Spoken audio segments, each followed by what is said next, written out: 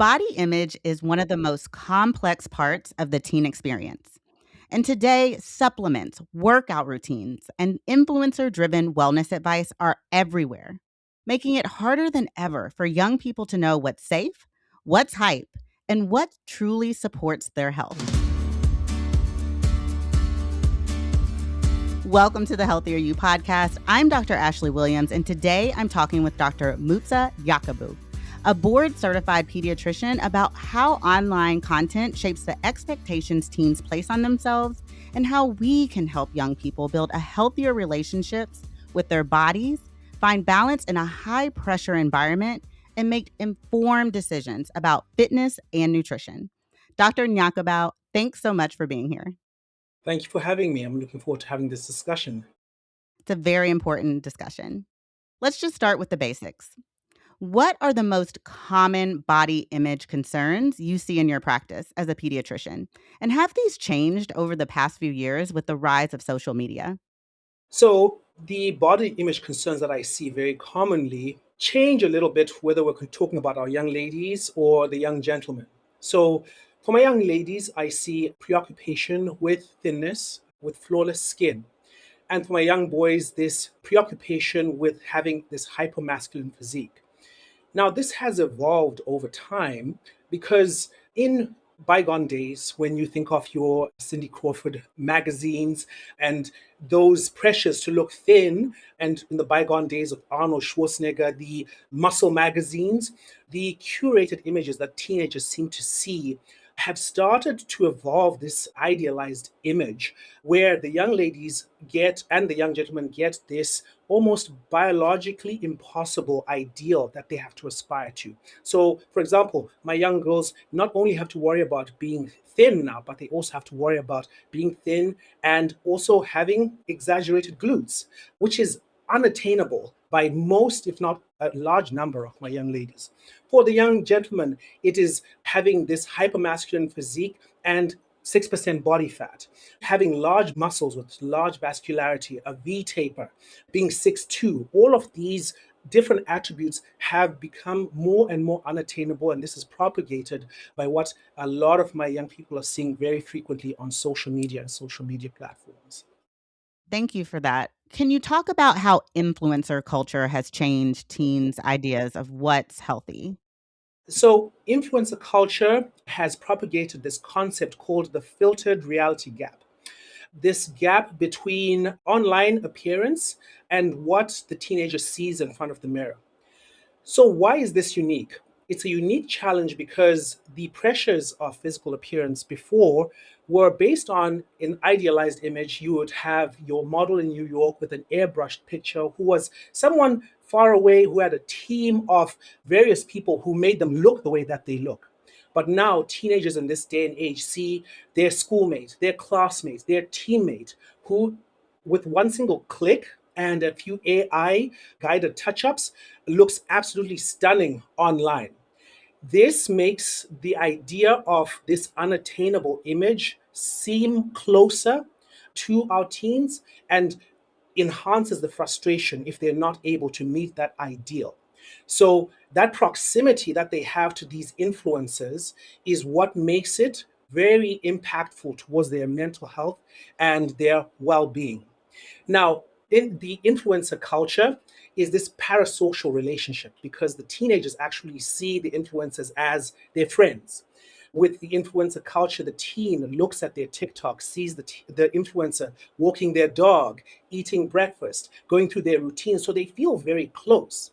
So the guardrails that one might have, those mental guardrails that allow a little bit of skepticism when a product is being sold, aren't there. They are more inclined to view advice from an influencer as advice and not a sales pitch, which makes it very difficult to resist the urge to follow what the influencers do. In fact, a lot of my teens aspire to do what the influencers do. I agree. Filters have helped set up unrealistic expectations. So we know that influencers can promote supplements on their social media pages. So let's talk about supplements. What are the current recommendations around protein powders or pre workout supplements for teen athletes? And can you talk a little bit about the risk? Absolutely, absolutely. So let's start with protein powders. Whey protein is a very common one that I see a lot of my young and active teenagers engaging with.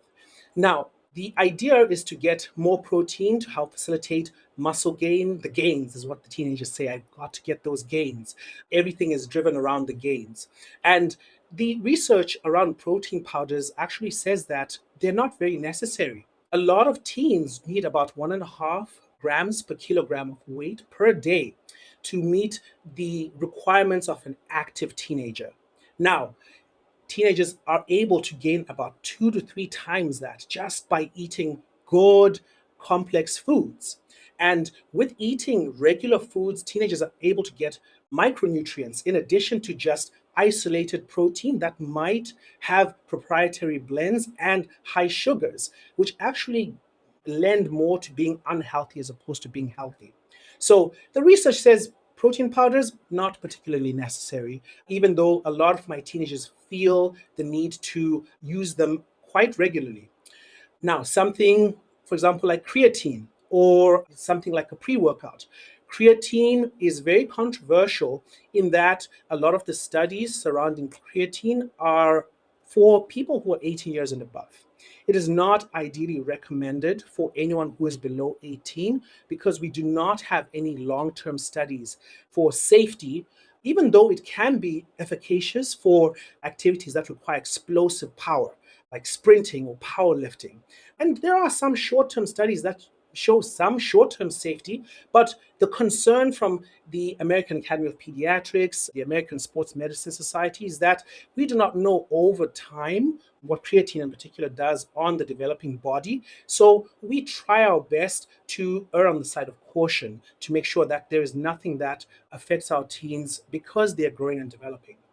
Now, pre workout is a hard no for various reasons. Pre workouts are used by a lot of our teens to get this buzz and to get this boost of energy to facilitate their workouts. And they can contain between 200 to 400 grams of caffeine. Now, that can cause some strain on the cardiovascular system.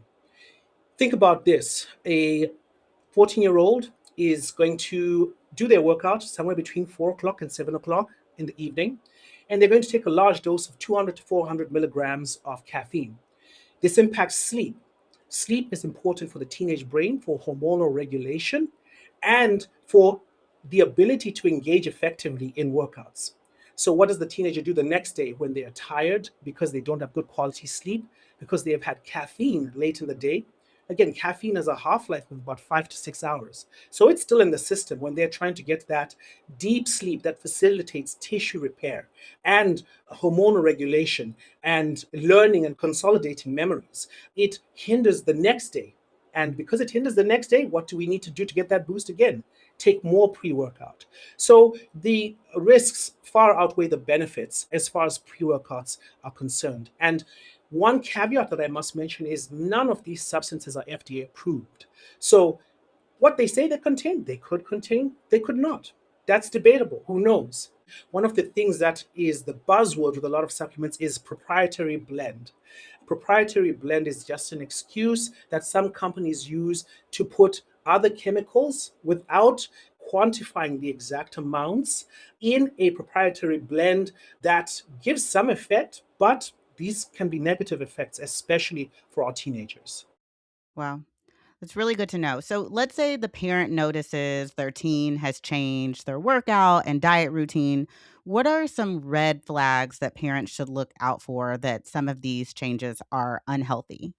Thank you. That's a very good question because the red flags might be a little more subtle than what some people might realize. If you think of someone who, for example, there's something called orthorexia, an obsession with clean eating, counting macros, knowing exactly how much is in each and every meal. This might be taken by some parents as being very organized, very proactive, but it actually represents some pathology because there is no reason a teenager should be worried about how many grams of carbs are in the apple that they just ate so that they can make sure that they burn enough calories later on. It develops this relationship where some teens feel they have to earn their food, their meals. And there's so much anxiety that surrounds it that some teenagers can't engage in food in a very healthy way that encourages growth and personal development. Now, there is something else called muscle dysmorphia. Bigorexia is a common term that's used to describe it. Think of your teen who flexes very frequently every time they catch a mirror. They pinch their skin to see if what percent body fat they have. They cover themselves with baggy clothes when they feel that even though they look good, even though they look fit and strong, they do not feel that they've accomplished that size or that definition that they want. And they might even miss social engagements because of this concern. Some teens, in spite of being sick, in spite of being injured, will sometimes push and train through that sickness and injury out of a fear of losing out on that workout. If you see an unhealthy relationship where a teen just cannot go without doing that workout, that's another sign to be concerned. Now, some more concerning signs and features might include things like decreased energy, having bone fractures in a teen who has not had any major trauma. That indicates that the body is leaching so much out of the bones because our diet, our workouts are so stringent that the body is breaking down, essentially. In our girls, having irregular periods, having brittle nails, all of these things can be signs that even if they might seem that your child is being self-aware, self-conscious, being proactive, that something wrong is actually happening. So I think we can both agree that the adolescent time period is a very intense time in life where there's just so many changes going on. What can parents or caregivers do to support their teen's body image? Very good. And the adolescent time, like you said, is a time of developing that sense of personal identity. And that time involves a lot of our teens moving away from authority figures and going towards the group. And so, offering various ways of support, such as letting them know that you are there for them. And it doesn't have to be intrusive. Just say, hey, I'm here if you need me. A lot of my teens, when I see them in the clinic, just knowing that their parents are there is a lot of reinforcement that they need when they're struggling, when things are really not going well. They know that there's that person I can go to, there's that person I can rely on. Interesting engagement or exercise that I sometimes recommend to parents is, hey, when your child's on TikTok, on Instagram, co-view with them. Look at what they're looking at together. And what this does is it provides an opportunity to say, hey, that young lady's making that pose doesn't look comfortable. Or when that young lady wakes up, do you think she looks like that all of the time?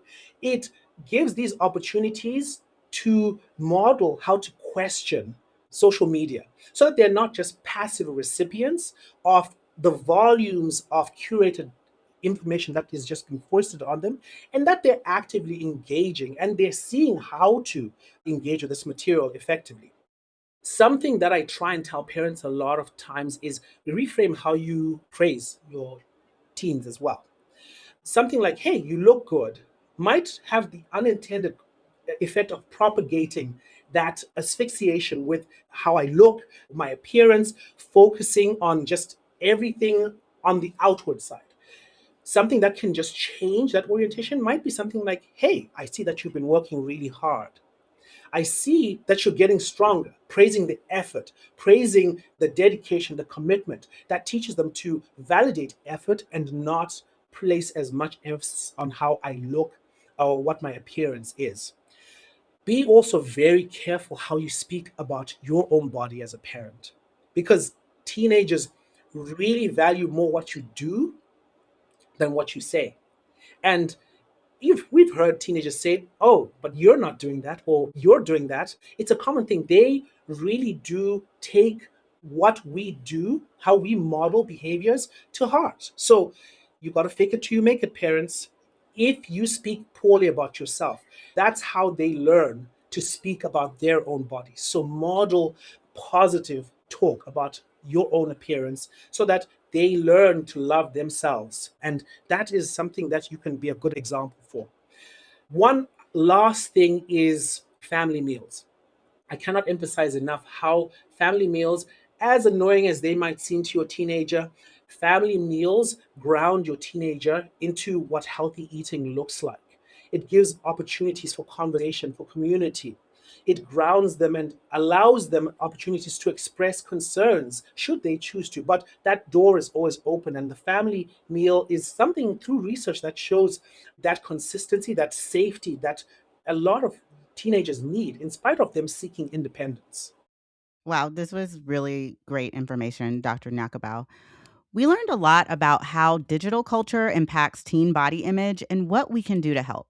Here are the top takeaways. Social media amplifies image pressures.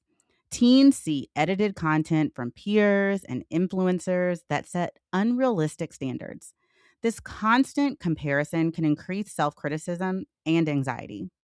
Boys and girls experience pressure similarly. The ideas that teens aspire to may differ, but they're often shaped by online trends rather than real health. Fitness influencers and supplements can be misleading. Teens may trust influencers promoting products that aren't regulated or proven safe. This can lead to unnecessary or risky supplement use. Warning signs of unhealthy habits include restrictive eating, excessive exercise, obsessive tracking, mood changes, and withdrawal from social activities. Modeling healthy habits matter. Encourage open conversations, media literacy, balanced nutrition, and enjoyable exercise.